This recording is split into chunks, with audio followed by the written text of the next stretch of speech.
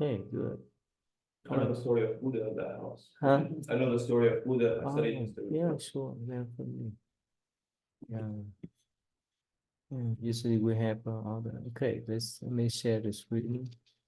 So we studied the book called Buddhism, the Illustrated Guide. I use that book to teach my student. Buddhism, the what? Buddhism, the Illustrated Guide. Story guys. Yeah. Let me share with you here this book here. You read my articles, right? I read the oldest one, 2021, or the newest one. Oh, yeah. I finished it right before I came, actually. Yeah, I like how you tied the First Amendment against itself, basically, philosophically. I have a lot of questions whenever you have time. Oh, really? That's okay.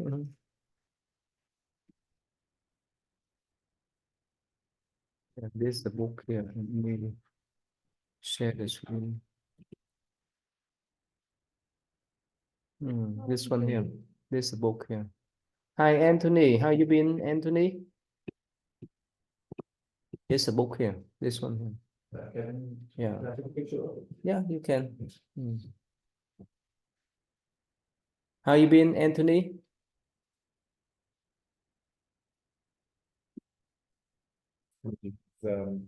It's not. Oh, there we go. Okay. How you doing?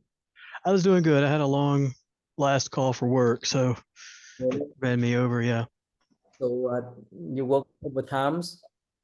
I work from home, but I had a member took a long call because we were trying to find something for them. So yeah. Yeah, I just spoke with Sam. When we too young, we work hard to earn money. When we get older, we use that money to pay for our health. Yeah. Yeah. That's about it, actually.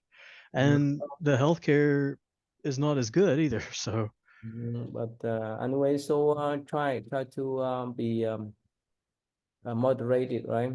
yeah. I've been on 3 walks. I went this morning and then on my lunch and then my last break at work I went on like a walk outside just to breathe and step away and step outside and get some air and stuff. So yeah. Yeah, that's nice. I went to my doctor checkup yesterday.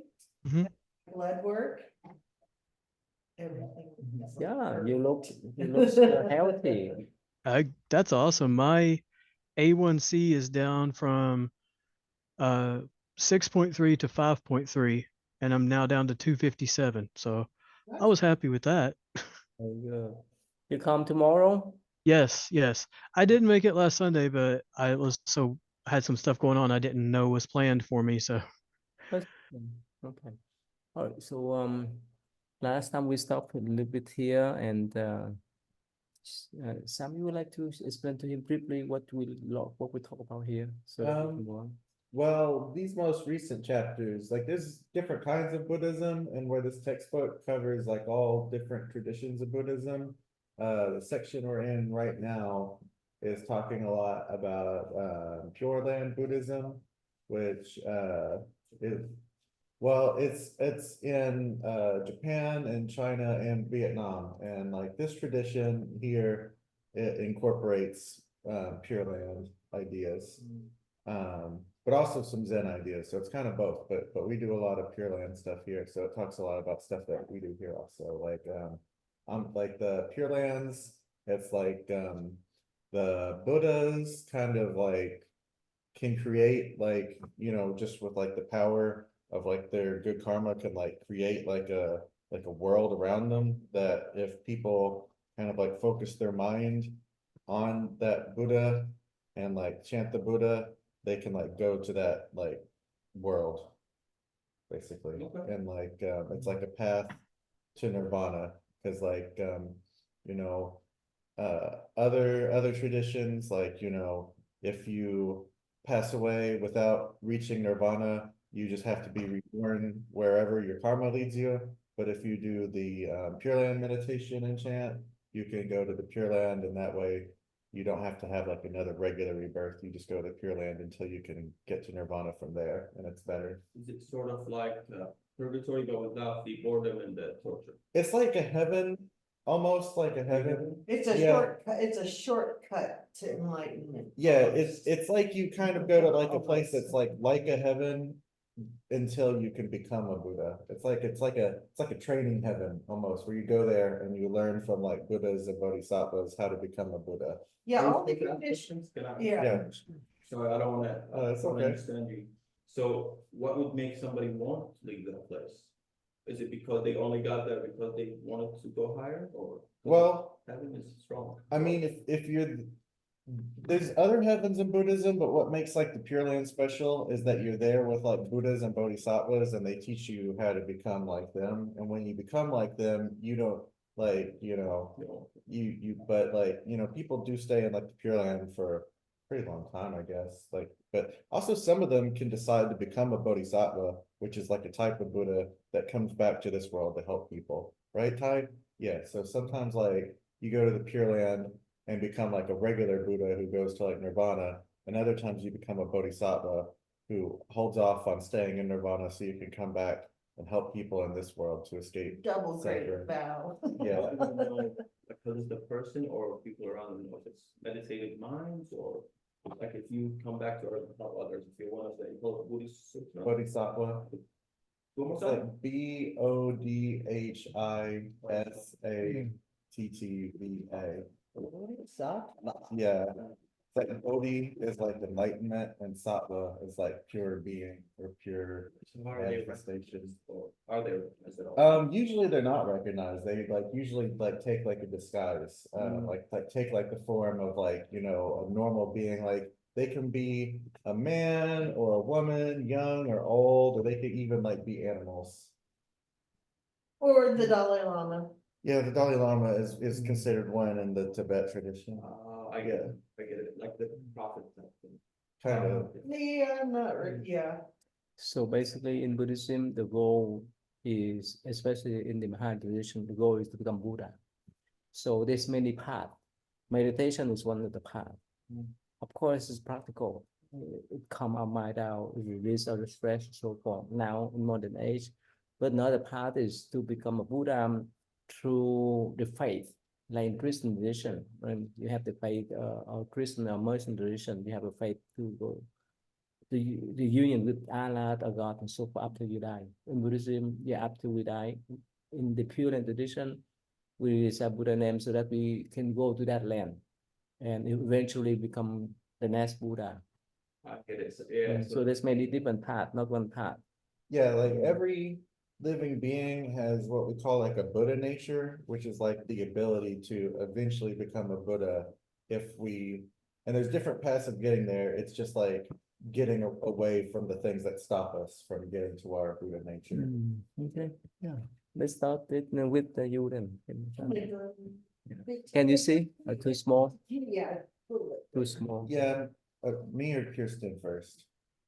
You, Okay. can you see this good? Yeah. It's too big. Now it's like where the number is. Yes, this one here. Yeah. Yes, yeah.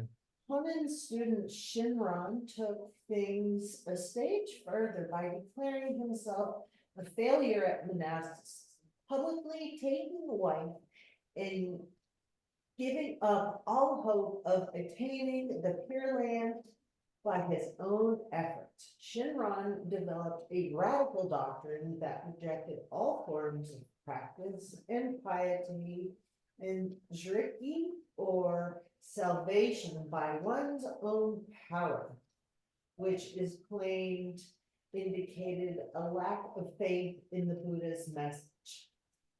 In its stead, he advocated Tariki, other power, which credited Amabutsu as the only true cause of anyone reaching the Pure Land, which he saw as tantamount to realizing nirvana.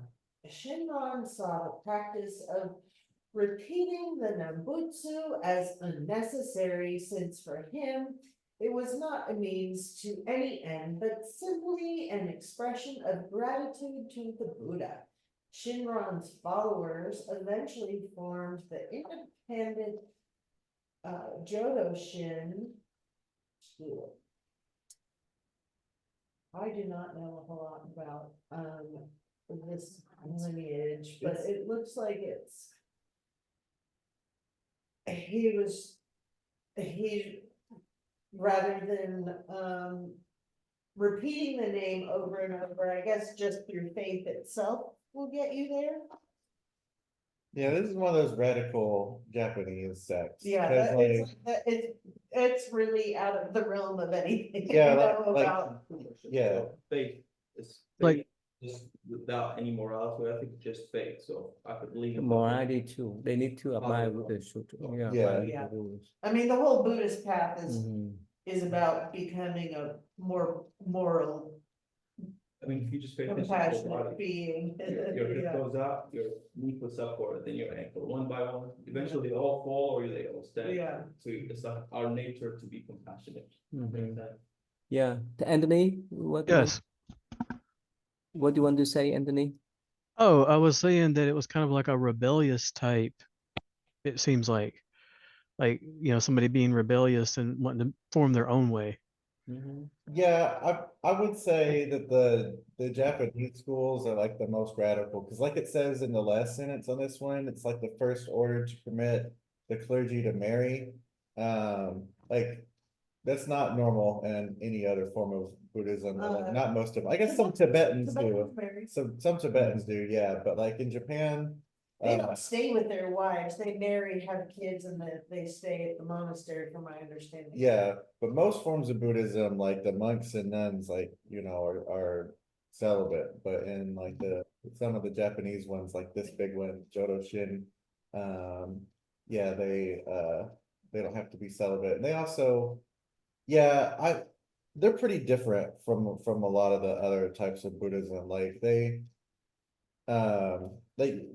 like there's different, like in the different traditions, like some of them kind of focus more on like one aspect of Buddhism than another, and like a lot of the Japanese ones just focus on like, you know, like this one, I guess, like they just do like the Pure Land chanting, right? Like they don't study any sutras and they don't meditate, I guess, like. Well, Buddhism lays, or the teachings of the Buddha is meant to be like very culturally flexible. So the second, like you start getting fixed in this idea that there's like Buddhist doctrine, you've kind of. Yeah. You've kind of gone off path, even though that does get practiced in some schools, but you have to really see the bigger picture.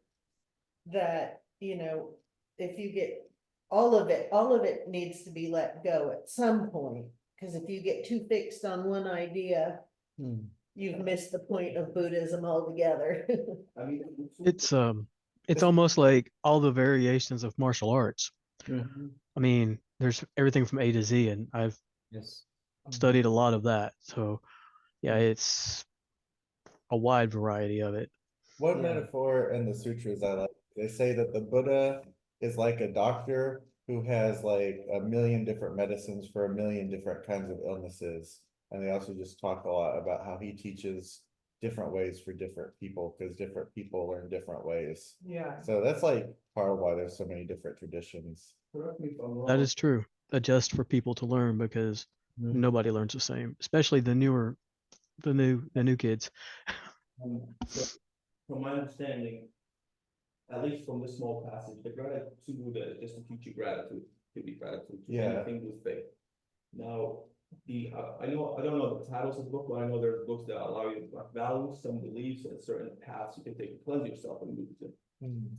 Like you said, the Quran, if you read it, it's similar in nature and in behavior. Like, it's all about gratitude. Ethical code. Mhm. So as long as there's the common denominators, which is the concept behind the words, Mhm. then the flexibility is permitted. Yeah. That makes this okay. That makes it- If it weren't like disallowed in Islam, you could be Muslim and Buddhist as long as you chose to be nonviolent. Islam doesn't, I'm not Muslim, by the way. I'm- Right, I just- understand, like, I know, but I'm just saying that Yeah, You could be both. But if you go into the Quran, it's like, got a lot of it, but technically, you could merge that without it being a problem from the Buddhist standpoint. Like the core moral parts of Buddhism that like it's like the 5 precepts that is like the what you're supposed to keep as like a lay Buddhist. It's like no killing, no lying, no sexual misconduct, no stealing, and no intoxicants. That's like the 5 that all Buddhists are supposed to keep. And then there's also like the Noble Eightfold Path, which is how you get further. But like if you're just like a regular person who doesn't want to get too deep, like it's like not as necessary, but it's good stuff. It's like right livelihood, like having a job where you don't hurt anybody, right concentration, focusing on the right things, like stuff like that. In this Pure Land, there's Mhm. 3 important requirements. The first one, you have to have the faith, like in Christian and Muslim tradition. The second one is that you need to make the vows to be born over there. The vows, the vow to be Promise born. you never break. Huh? Like a promise you never The break. promise, the vow is about to be born in the Pure Land. The last one is to do put in practice. That means you have to do the chanting sincerely and regularly. So these are the 3, besides keeping the 5 precepts. And of course, if you visit Japan, there's probably still rare to see monks, but most time we call them priests because they Yeah. have family. Yeah. And their children, before their son took over the temple after the priest passed away. But now the daughter can take care of the temple in that tradition, especially in Japan. Or like This- Venerable Josai Cherry, the black bhikkhuni from the Zen Center that comes to the holidays.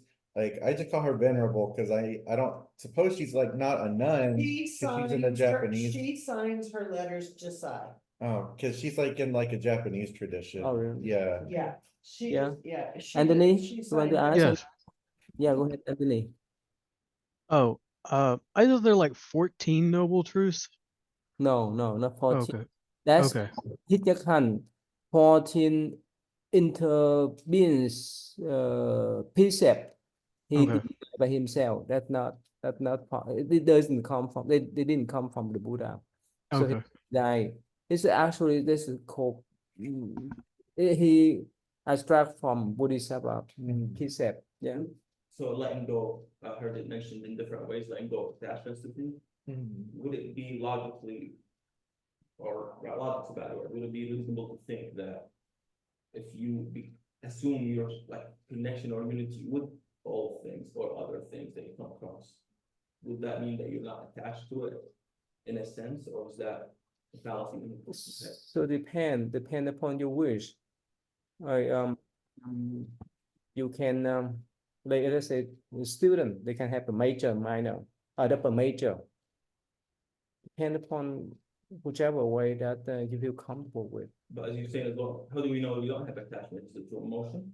Oh, that's different story. That when we talk about the path, the practice, but when we talk about attachment, it's different one. It's an interesting question. Mhm. Yeah, Yeah. you could go deep on that. Yeah. Hi, Rubaya, how you been? I've been good. I just got off work, so I'm a little late. Oh, But really? it's nice to see you again. Yeah, it's nice to see you and your mom at our center in New. Yeah, she loved it so much. She loved it so much. Oh, really? Is the first time she been there? Yeah, it was her first time going. Mhm. I met her when it went. Oh, really? back to- Yeah, wait, I pulled up this picture. When I was showing this to my family, like Andres wasn't smiling at first, so it looked like he didn't want to take a picture first. It was real funny looking. Hold on. Come Here's on. that. There too. When is the next one? Because Oh, yeah, they don't smile in pictures. Yeah. Oh, it was smiling pictures. the, Very serious looking. I'm gonna do the same thing. I didn't Not you. like I was looking on the Facebook thing and it's like we need to like there's no like updates or anything on there. Like so I was like wondering when the next one is. Oh, so the Buddha birthday celebration, May 26th. That was big. Okay. Yeah. That's big celebration, May Yeah. 26th then. May Buddhist- 26th. Yeah, Yeah. probably like the second biggest after New Year's as far as like number of people Yeah, here. I like it. Yeah. What's going on May 26th? What holiday is that? Our Buddha birthday here in Louisville, but in Houston, May night, let's see, I think May 18 or 19. Last year, I think we had like more than 500 people, I think. Yeah. Yeah. Wow. Biggest Yeah, New May Year's. 19. Yeah, invite your mom. May 19, our Buddha birthday celebration at the center. Okay. So it's Yeah. May 19th or May 26th? Oh, May 26th here in Oh, Louisville. okay. I'm Okay. talking- she's live in Houston. Oh, So okay. she can go there on May 19th. I'll be there. Yeah, Do you only come for like special occasions? yeah, that's special occasion. The Buddha birthday celebration. Yeah. I'm Anyway, putting that in my calendar. very good. Yeah. So yeah, one more time. So every tradition has different approach, but regardless of tradition, the important thing is to focus on transformation of the mind. Transformation? Of the mind, like you just say, let go of attachment. One of the ways how to be free ourselves mentally. So you're saying you don't need more than one way, is that what you? Was it? Are you implying that you don't need more than one way? You said one of the ways to get there is to let go of attachments. So is that just enough? Is that what you're saying? You mean the practice? Yeah. Anyway that you can let go of things. You know, let's say if you sick, right? If you have fever, you can take medicine, take a pill. You can rest yourself. It's many ways to get healed. So not one way. Yeah. It's like Tina Turner. She was Christian and Buddhist. She used them both together. So I mean, she was very much at peace with it. But you know, I mean, and she has a whole series of Buddhism things on YouTube as well. Who is Which that? Tina Turner. Oh, Yeah, but Yeah. she was that's Christian and Buddhism and used them together. So yeah. Okay, let's move on then. Yeah. Okay, let's see here. Let's see. Okay.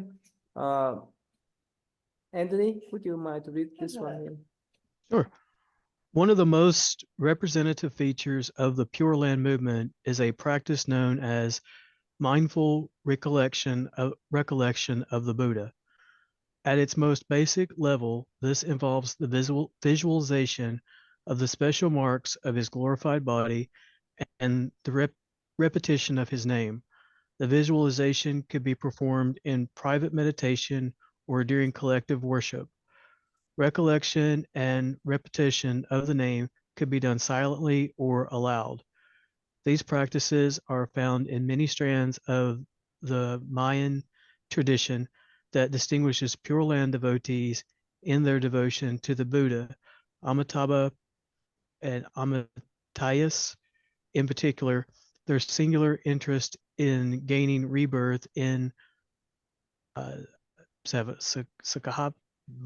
Savati, his abode of bliss or Pure Land, as described in the, and I have a hard time with that, Sukhavati Sutra, Yeah. describing the world of bliss sutra. Yeah.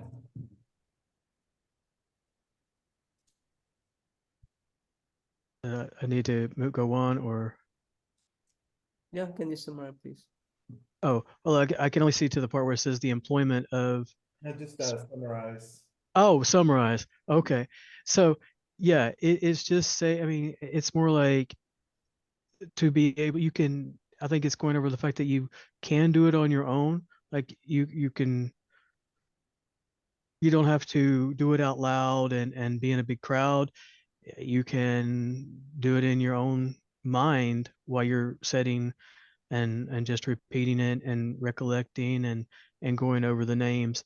So you don't, it doesn't have to be where you're like making, you can just do it silently if you feel more comfortable doing that while you're recollecting everything and repeating the name in your head. Yeah, like the previous section, part is about all the power. It's similar as the Christian or the Islam tradition. That yeah, we rely upon the Buddha or God or Allah to bless us, to take us over there. So that's just talk about here. And we talk about the system, right? You got mine? The system visualization, right? You got that one? The visualizing the Amitabha, System, like with the sun and then the water and everything, yeah, I like that one. So in Buddhism, the Buddha provide like the menu for them, for the for the one that practice in this path, the Pure Land path, that they are not only reading or reciting the textbook or the menu, they also have some techniques to visualize what's going on over there. And that's what about visualization here. Yeah. Okay. You remember this queen? Remember I told you the story? The queen, remember? Yeah. All right, so let's see here. Oh, I'm sorry, so we have not read, sorry. All right, Rubaya, you want to read, please? Yeah, you can read up to here. Stop here, from Amitabha. Go ahead, from employment. The employment of specific spiritual techniques to achieve that end are especially clear in the Guan Wu Liang Shou Fuljin, visualizing the Buddha of Limitless Life Sutra or Contemplation Sutra. This text tells us that the Buddha gave Queen Vaidehi, mother of Ajatasattu, a vision of all the heavenly worlds, which were made visible in a golden ray that shone from the Buddha's forehead. The queen acknowledged that all the celestial worlds were pure and brilliant, but that she wished to be reborn in the world of Amitabha. You can stop there. Can you summarize, please? Yeah. I don't understand. I think it's just because I don't know who these people are. Vadehi. I don't think I was here when you explained who that was. Yeah, please. I think, okay, so through the practicing of visualizing the Buddha of, so through the practice of visualizing Amitabha Buddha, and the text talks about this queen, that, had gone to these heavenly worlds, I guess, had seen all the different ones, and she came back and wanted to be reborn in the Pure Land, and so the devotees after that, or the Buddha, I guess, had instructed her and Ananda to practice these visualizations. It's referencing, so when I do gratitude practice, just something weird I do, but I just think of something and I become more and more grateful every second. Then I start crying, but it's not like out of sadness, it's not gratitude. Is that similar to the experience they're describing where you don't want the heavenish place, you just want to get to the world of the Buddha? Is that what it's talking about? Yeah. So attachment through gratitude or detachment through gratitude?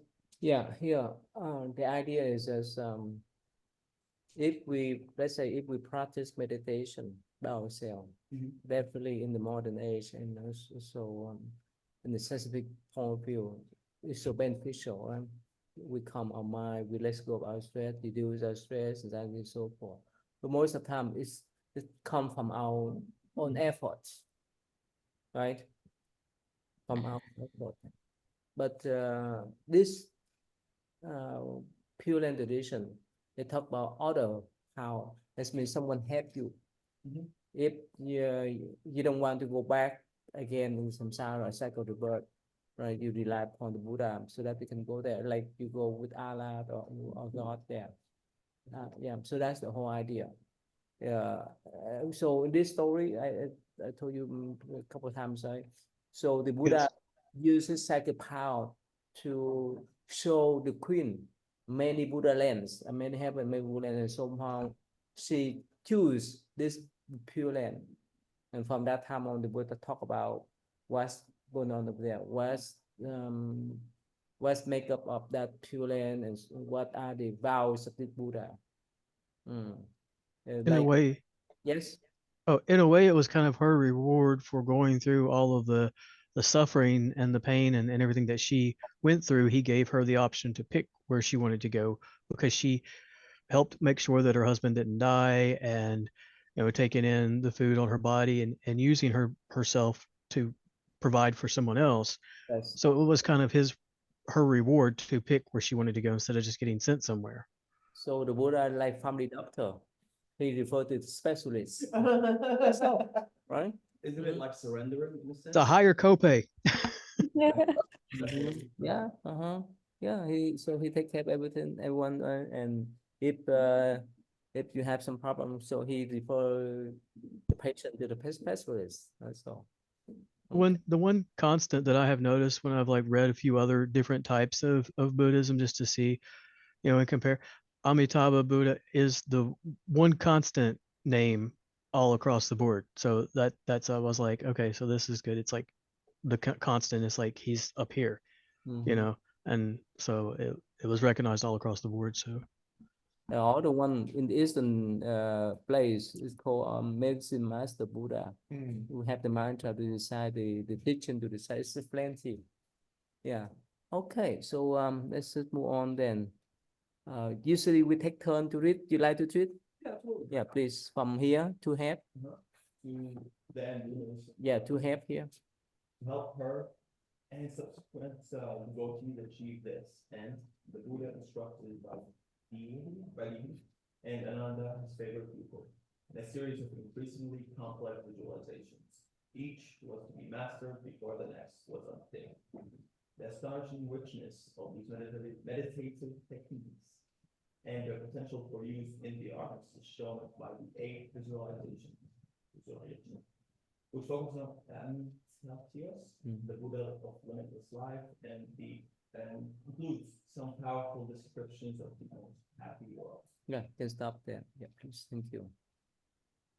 You you understand? You understand about that? I think so. Yeah, please. Yeah, I'm not gonna do this. So it's talking about, in a sense, it is talking about the richness or the beauty or the wealth innately within that world of that Buddha. It reminds me of when I read the Quran or any holy book or scripture. It's not even about the God, your God being greatest. It's about you choosing that and just. But you can, if you are able to do that, because you live share earth with other people, you will be able to express it in arts and in other ways. It gives you power of compassionate thoughts. That's what I pulled from it. So when someone be born there, they will live forever until they become Buddha. Yeah. That's what they call limitless life. Yeah, limitless life just means the wisdom. The wisdom is limitless. I used to ask the children, especially children here, whether they want to live forever. Some of them, but not all. Yeah. They say it's boring. I Yeah. mean, yeah, Yeah. I don't know. I toss that one around in my head and like, check out or. it's like the stories of vampires are supposed to live forever or something. Definitely wouldn't want to live forever, like on this earth with this body, but in like a pure land, yeah. That sounds good, yeah, because No more rebirths, more suffering. So The oldest epic or large poem in history, the Epic of Gilgamesh, or recorded history. Hey, The same thing. He looks for immortality, but then he realizes it's really not as good as it sounds, yeah. It's. I have a question. First, like infinite, like living consciousness has already been born. Yeah, Rubaya, what do you ask? So I guess like with every religion you have like prophets and then they're like following and whatnot. So And then like obviously like, there's a lot of people that will be following these prophets, but there's like a set group in each one.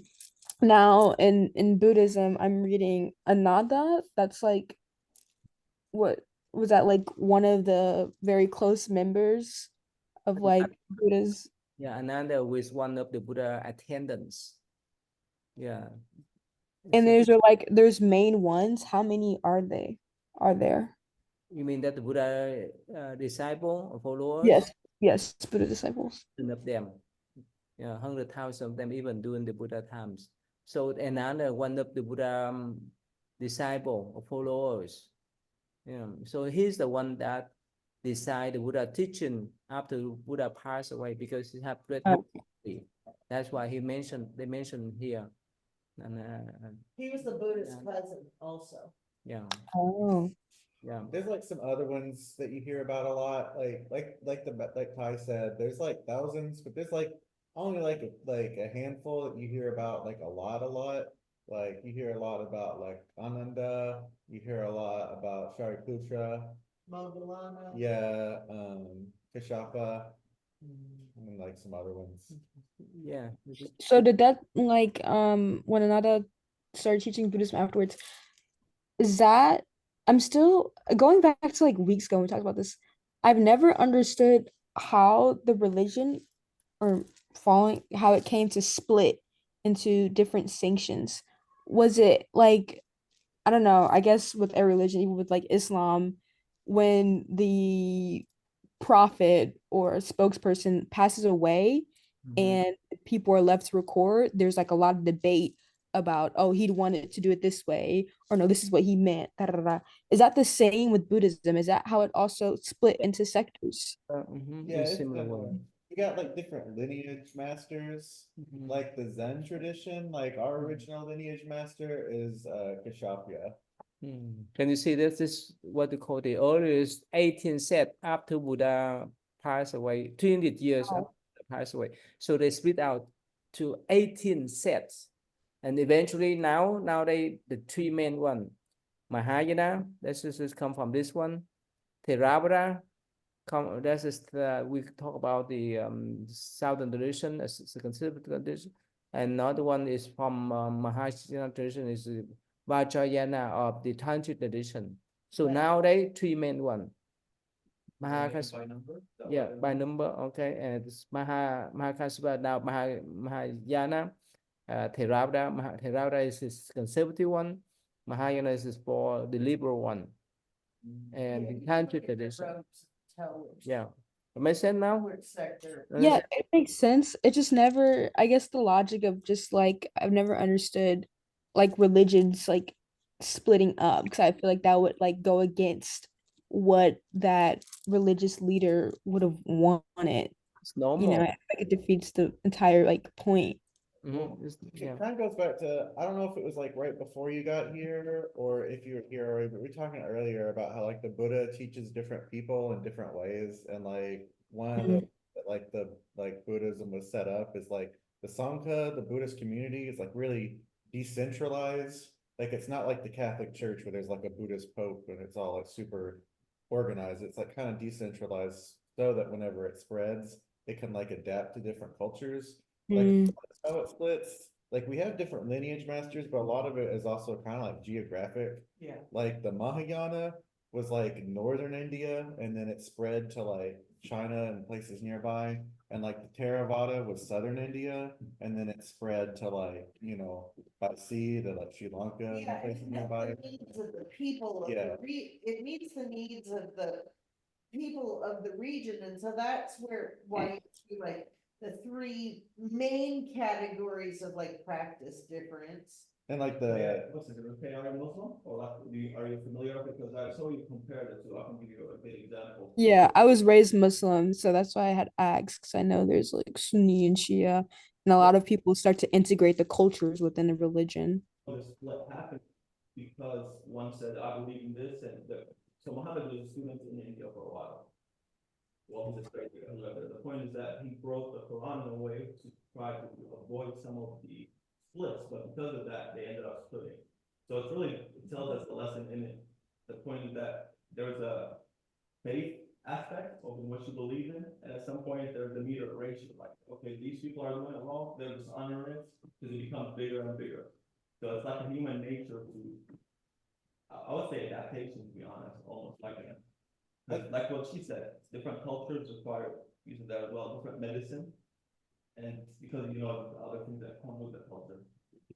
Yeah. But like in this form of Buddhism, like it's very important to be a vegetarian. The monks and nuns are very strict about not eating meat. Well, the Tibetans cannot be like that because they live up in these high mountains where they don't Mm.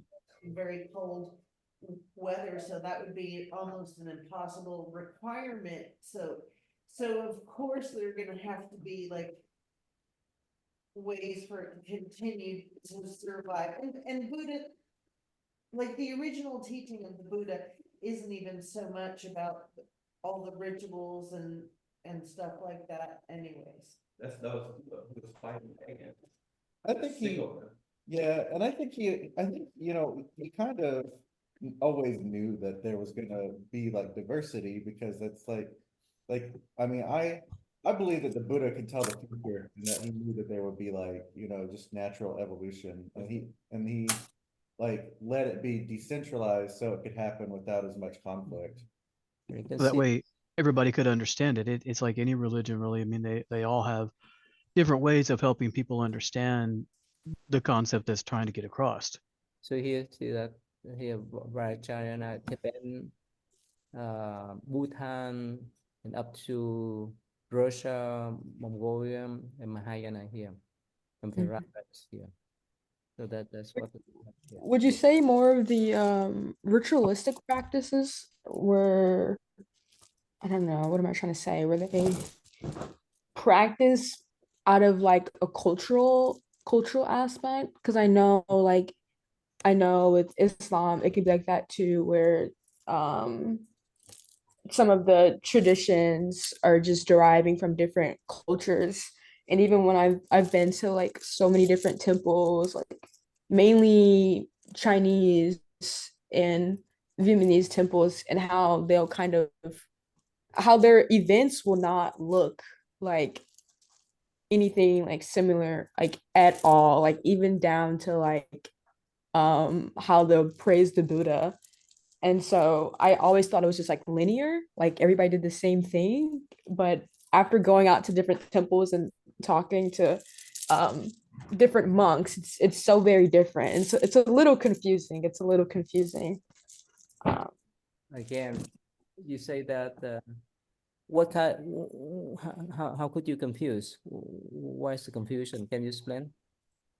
I guess the confusion is more of like not like who's right, who's wrong, but like which path to choose to go on.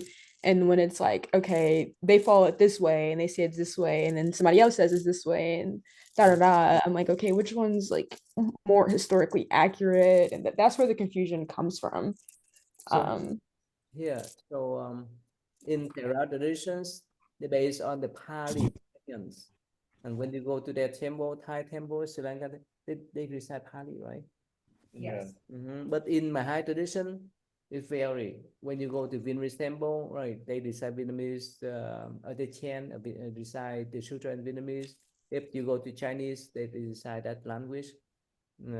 But the same sutra, but in different languages. Make sense? Yes. Yeah, that makes sense. So there's no uniform path, depend upon the cultural aspect, upon the language or linguistic aspect applied and so forth. Does that make you confused?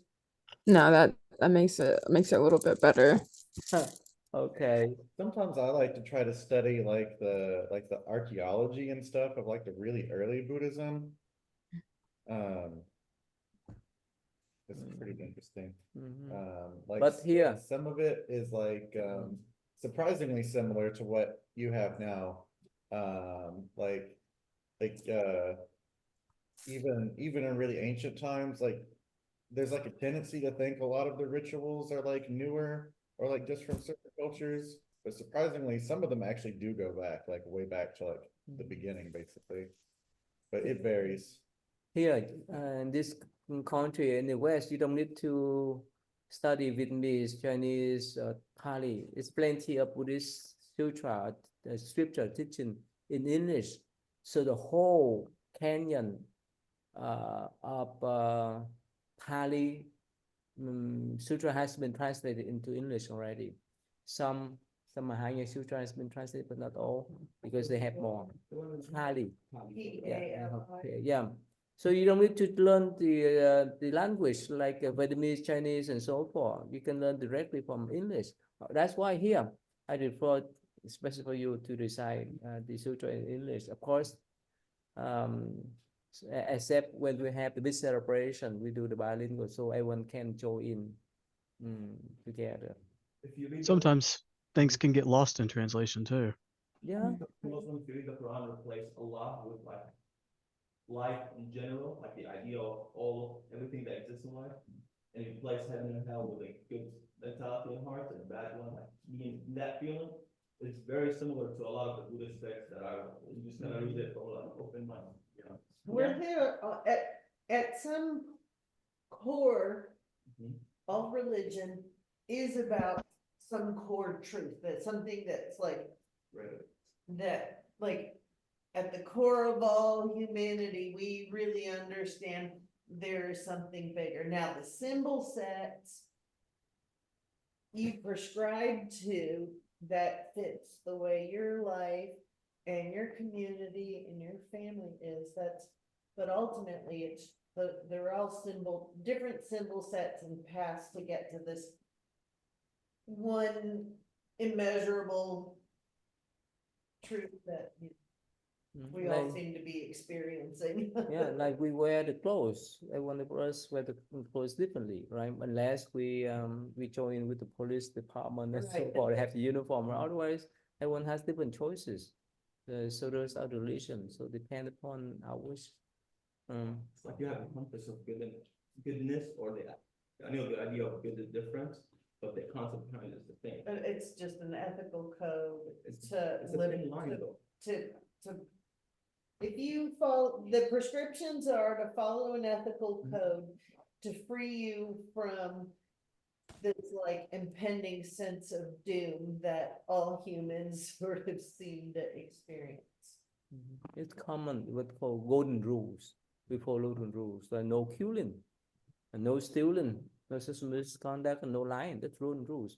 But the last one, Buddha provides the no taking intoxicant that prevent you rules. No drinking alcohol, no illegal drug that prevent you rules, but precept. Because when we intoxicate ourselves, we cannot control our mind and body. That's what about. So anyway, so those are the golden rules that as humanity we follow, and we have different path to go. No one is similar. So that's what we hear. Yeah. And so Anthony, so when at first when you come across the Buddhism, you how you think about those golden rules in Buddhism? I've always found it very peaceful. I mean, even before I found the school, and it was just, I've always found it very peaceful and a way to just see things a little clearly and center myself, you know. Just beautiful to be about the only way I can really describe it, the beliefs and the way everything goes. Yeah, and up to now, what do you feel? You feel comfortable with meditation, or you feel comfortable with other power, like meditation? What do you feel? I do feel comfortable with meditation. I actually look forward to it all the time. I mean, it's, you know, and when I go out for my walks now, I concentrate, because you can still meditate while you're walking, you know, just concentrate on your breathing when you're stepping, you know, and it just really makes you forget about anything else. Like if you've had a stressful phone call or from work, and, you know, that's really helped me a lot too, you know. And like I listen to things while I'm working. That's why I said I've listened to different ones, and I show that the Amitabha was across the board, was always mentioned in that. but you know, it helps me to be more focused and more structured. That, you know, that's what I'm, you know, the structuring.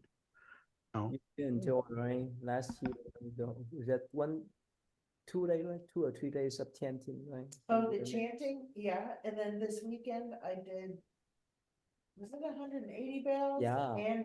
And I did 500 bells. Okay. This weekend? This past Yeah, weekend? when the monks here, Oh, from I had a California. speech on the fly. oh, nice. So there are multiple paths. to Yeah, reach many nirvana, ways, many correct? ways. Mhm. Does that mean mindfulness work in the same It's way? one of the path, one of the way to calm our mind down. Can you have multiple paths to reach mindfulness, or it's consistent? Okay. Any way that you want to practice is your choice. No, I'm only asking to learn. I'm not like to compare stuff. Yeah, well, like we were talking about a second ago, like there's people who do like silent meditation and there's people who do chanting, which is like a form of meditation that's not silent. I actually like chanting more than silent meditation. Or there's the bowing. Yeah. Depend. There's just, yeah, there's a lot of different practices. All over the mind is the common denominator. Is it of mindfulness? Yeah, being mindfulness is different from controlling the mind. It's quite different. Yeah. Control the mind, yet you try to suppress the thought. But in mindfulness of the mind, when you be mindful of that, that's all. That makes different. You be mindful. You look up, Mindful of the you mind. look up the foundations, the Buddhist teaching on the foundations of mindfulness. Yeah, And four the foundations. 4 foundations of mindfulness. And it's the easy thing about studying Buddhism, they give you great little short lists. Thank you. So, Raya, you follow? You follow I now? follow mindfulness before I actually started trying to practice meditation about like a year ago. I had to learn how to, mindfulness came first. And I think when you understand mindfulness, then meditation becomes a lot easier. Because when I first started, I would get all these thoughts. I would get all like just crazy, crazy, crazy. But I would sit and I'd acknowledge, okay, like you're here. I'm angry right now, but I know this anger is going to come and go. And I watch it come and I watch it go. And then a new emotion would come and I identify it and then that will come and go. So definitely I think in my opinion, mindfulness, if you can learn how to get that one down, then meditation is going to become a lot easier. I think it's probably the first step before you really get into meditation is trying to master mindfulness. Be in the Yeah, be we in have- the moment. Yeah, for sure. So this Sunday we have one day from 8 to 4. On this Sunday, the end of the last Sunday of the month, you can just chant. yeah, we'll change. So from what you guys are saying, I'm inferring that mindfulness is awareness and something else slightly like towards understanding. But you're not working It's in kind of like teaching, it's kind of training yourself how to understand the moment in a very granular sort of way. Like, how does my body feel? How, what does things sound like? Where's my breath? Yeah, probably next week we can talk about that and you can remember. So being aware to have, I mean that to have awareness is different from thinking, right? When you see the bottle, we think about all the water, the structure of the water, the bottle, and so forth. But mindfulness is you just be aware that that's all. You don't need to think much. That's different. We can talk more. Okay. All right. Since time is up now, we let us stop today. So, all right. So see you tomorrow, Anthony. It's